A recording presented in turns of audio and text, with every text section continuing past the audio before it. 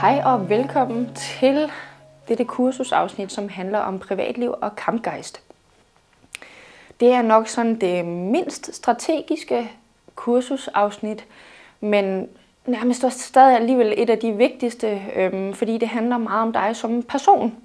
Så dig personligt og dit privatliv og din hele livsstil som iværksætter. Og på en måde så fører det rigtig meget tilbage til strategien, fordi hvordan vi går og har det, hvordan vores dagligdag den hænger sammen, den afføder meget det energiniveau og den performance, vi lægger i det, vi går og arbejder med som iværksættere. Den måde, vi har det på mentalt, er rigtig meget med til at diktere, hvorvidt vi træffer nogle gode, fornuftige beslutninger og har is i maven og kan holde hovedet koldt i alt det, vi gør, hvilket er en kernekompetence hos en dygtig iværksætter.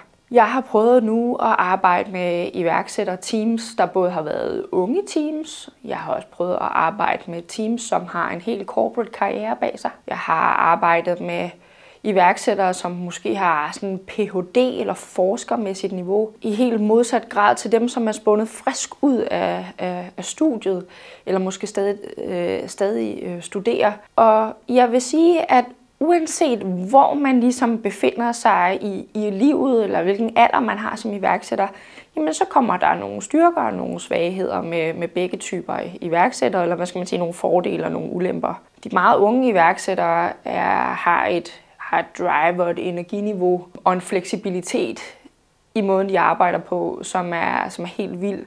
Og en evne til at opfatte ny teknologi, nye måder, nye trends og tendenser. Sådan hvis man kigger på for eksempel en virksomheds tech-stack, så det her med at lære sig et type program, jamen de har meget nemmere med at lære sig andre typer app-programmer. Og det her med at måske sådan at kaste sig selv ind foran kameraet og lave content, som går viralt og sådan noget, jamen der har de måske også nogle større sådan styrker. Men måske har de så knap så meget, at de har typisk mange af dem ikke fået børn endnu, og skal ikke forholde sig til den del, og måske singler, så har egentlig bare dem selv at tage sig af. Hvor hvis vi kigger modsat de lidt mere ældre iværksættere, som også har haft hele den her erhvervskarriere, så er den her adaptivitet i forhold til nymodens teknologi, jamen den er måske lidt sværere, fordi at man har rigtig, rigtig meget erfaring med i sin rygsæk, og deraf er man meget mere biased. Der er rigtig, rigtig meget i sin natur, man skal give afkald på, når man skal omstille sig til at blive founder. Man har mange måder at agere på i dagligdagen, som man lige pludselig skal, altså måske sådan et årti, man skal ligge i rygsækken, og så lige pludselig finde en anden person frem, hvor modsat når man er studerende, jamen så er man måske ikke sådan rigtig arbejdsmæssigt formet endnu, og kan deraf blive sådan formet ind i iværksætterrollen sammen med det. Når vi arbejder med iværksættere, så arbejder vi med nogle sådan helt forskellige ting omkring dem, afhængig af ligesom hvor de er i deres livsrejse.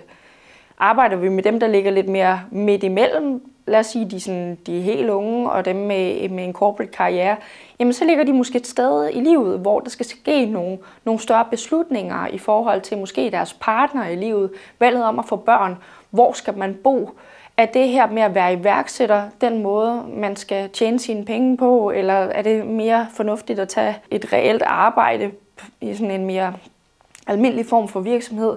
Der er sådan ligesom nogle større eksistentielle ting, der bliver gjort op her. Til gengæld så befinder man sig i et mega, mega fedt kompetencemæssigt space, hvor man har en enorm agilitet i forhold til den nymodens teknologi, men man har samtidig også noget erhvervserfaring, der gør, at man rent faktisk har opbygget noget netværk, som man i høj grad kan trække på.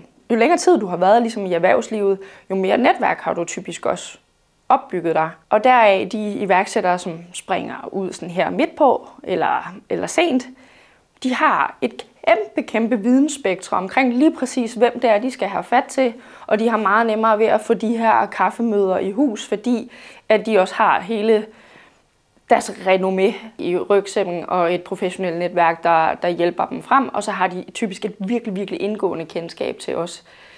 Den problematik, de arbejder med. Så sådan fuldstændig ligegyldigt, hvor du er på rejsen, så er der nogle styrker og nogle svagheder ved det, om vi arbejder med iværksættere sådan på fuldstændig forskellige måder.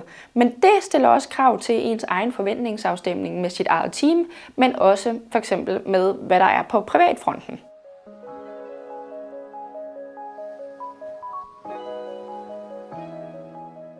Når du vælger at dedikere dig så intenst til noget, hvor du er nødt til at rykke på så mange ting og være så mange forskellige personer, så vil det gå ud over din måde at opfatte verden på. Dit eget perspektiv på livet og syn på din egen tid.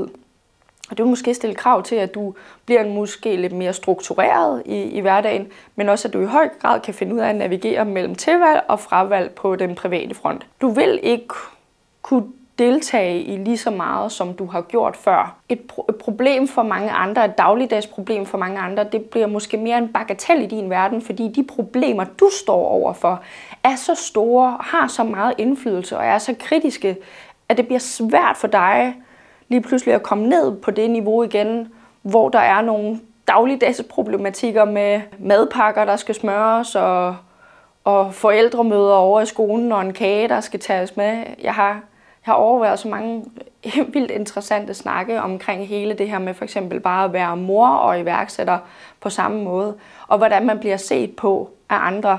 Fordi en ting er, hvordan vi opfatter os selv og er afklaret med, hvem vi selv er. Men en anden ting er, at vores omgangskreds måske ikke ser på det på helt samme måde, og derved måske kan have svært ved at acceptere det her valg, vi har truffet om at blive iværksættere, og hvad vi så har valgt at tilsidesætte i den periode.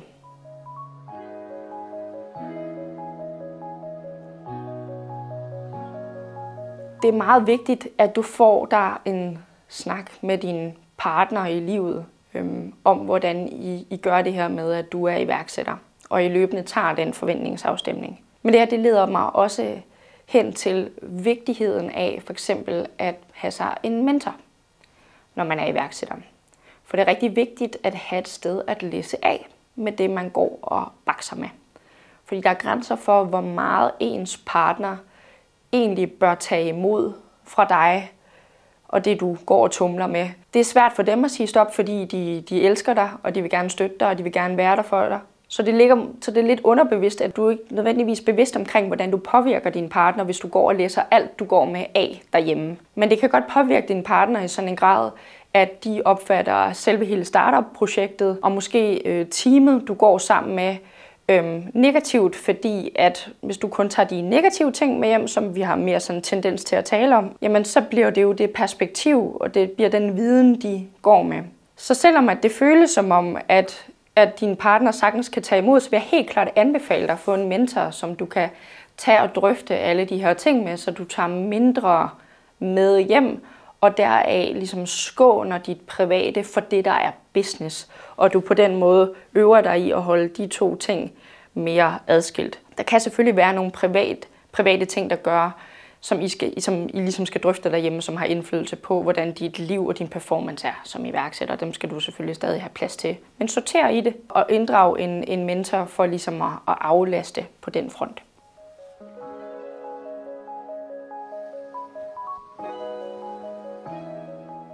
Vi står en lille smule over for et paradigmeskift i forhold til, hvordan vi portrætterer livet som iværksætter. I mange år har bestemte programmer om måden, medierne måske også har været med til at gøre det på, dikteret eller portrætteret, hvordan det er, vi tror det er at være iværksætter, og hvor meget man skal ligge i det, og hvor meget man skal ofre, og hvor meget man skal ville det i sådan en grad, at nogen har fået en forståelse af, at det der at fravælge venner og familie og egen personlige hobbyer og helbred, at det ligesom er måden at gøre det på, og det er det bestemt ikke. Og det her, det er noget, jeg formidler videre, både fra mig selv, min egen erfaring, men også at jeg har hjulpet rigtig mange andre, og har en daglig dialog med rigtig mange iværksættere, som har klaret det rigtig godt. Hvis man snakker med mange, så er den del, de vil gøre om, det er det her, at også dyrke de andre ting end virksomheden, så din identitet ikke er virksomheden. Det er meget vigtigt, at du som person ikke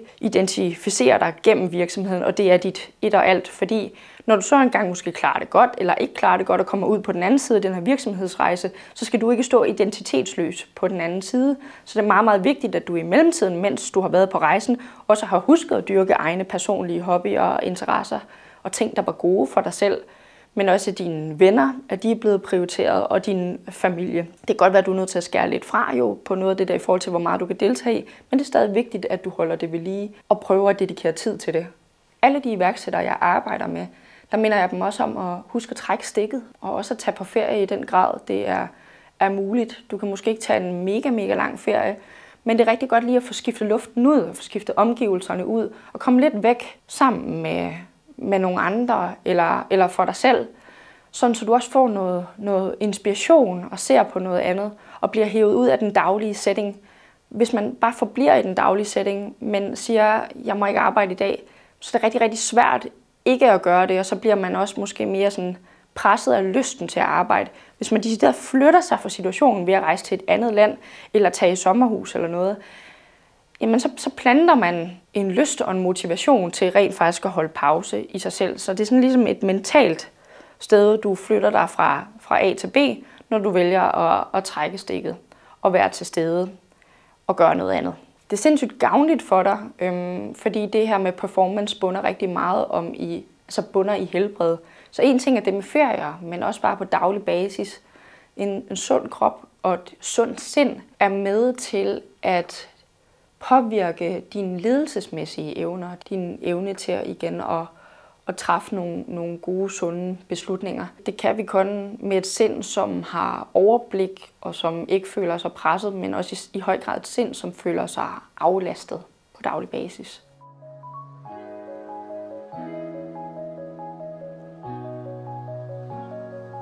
Valget om at være iværksætter, det er jo, at du vælger at tage de her år ud og arbejde meget intenst på noget, som forhåbentlig vil give et rigtig flot økonomisk afkast til dig. Når du har knoklet i de her år, så skulle du gerne kunne stå på den anden side og have en handlefrihed uden lige, der gør, at du også kan være til stede og være nærværende på et andet niveau. Det er ligesom det, som gør, at der kommer balance i den her måde at leve på. Det er, at man gør noget rigtig intenst en årrække, og så nyder frugten af ens arbejde på den anden side. Og der er det jo også rigtig godt at have nogen at nyde frugten med. Deraf det her, hvorfor vi snakker om, at man også skal huske at pleje sine relationer. Fordi ellers kan det blive rigtig ensomt at komme ud på den anden side og have sagt farvel og tak til alt det, men have opnået det, man ville. Og det kan blive sådan en meget ambivalent følelse, fordi man har glædet sig så meget til det her moment, men der er ikke rigtig nogen at fejre det med. Så det er jo en speciel livsstil, og det er jo sådan, du skal tænke det, og det er måske også sådan, du skal, hvis folk har svært ved at se, hvorfor du gør det, du gør, så husk måske også at kommunikere, at det her det er livsstilen og måden at gøre det på, så de også får en forståelse for, hvorfor du har truffet de valg, du har.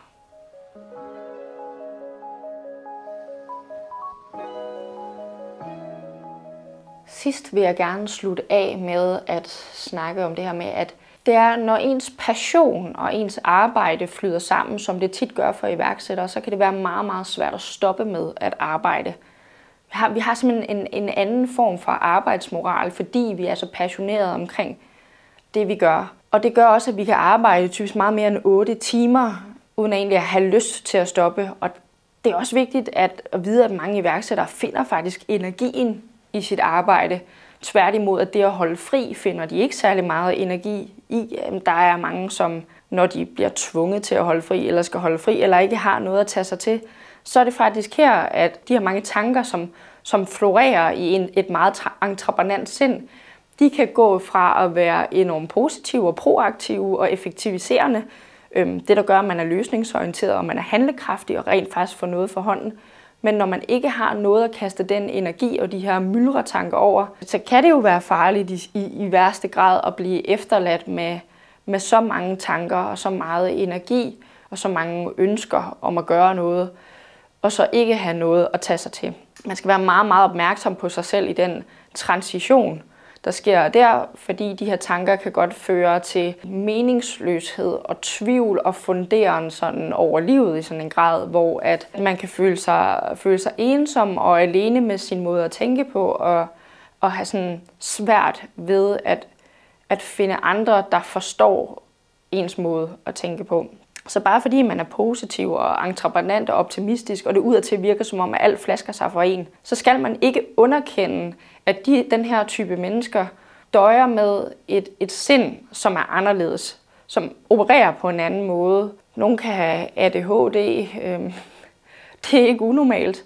Man skal ikke kimse af, at de her mennesker, som virker så proaktive og så glade, og som om det bare kører for dem, de altså også godt kan havne i en situation, hvor de føler sig magtesløse og ensomme. Så deraf skal du huske på at omgive dig med andre mennesker, og omgive dig med ligesindede, og deraf også dyrke det her med netværk og peer groups sammen med andre founder, så du ligesom også har nogen, eller har din mentor at gå til, når du står i de her situationer.